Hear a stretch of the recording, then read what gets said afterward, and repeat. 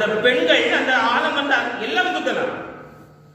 குறிப்பாக ஏன் அவங்களுக்காண்டி வச்சாங்கன்னா, அவங்க அந்த காலையில அந்த அரச மரத்தை ஆலமரத்தை சுத்தும் பொழுது ஆக்சிஜன் அதிகமாக வர்றதுனால இந்த கர்ப்பப்பை என்பது ஸ்ட்ராங்கா இருக்கும். குழந்தை திருமணமான பிறகு குழந்தை செல்லம் என்பது கிடைக்கும்.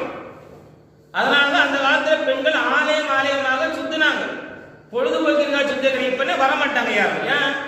எனக்கு ஒரு 9 மணி ஆகட்டுமே, ஒரு முக்கியமான 2 நாடகம் இருக்கு, போச்சு. அப்போ நீ வெறுமனே அந்த மரத்தை சுத்தினா என்ன நினைப்பாங்க, அந்த சும்மா மரத்தை சுத்தி கிடக்க அப்படி சொல்லுவாங்க. அப்ப அந்த மரத்துக்கு கீழே ஒரு சிலையை வச்சா நீ இப்ப யாருக்காண்டி சுத்துற, பிள்ளையாருக்காண்டி சுத்த நினைப்பா. பிள்ளையாருக்காண்டி உன்ன நீ சுத்தல, நீ உனக்காக நீ அந்த அரச மரத்தை சுத்துற. அப்ப நம்ம பிள்ளையார்ட்ட போய் நம்ம இது இப்படி போடுவாங்க, ஏன் ஞாபக சக்தி, பிள்ளையாருக்கு ஒன்று ஒன்னு அடிக்கலை.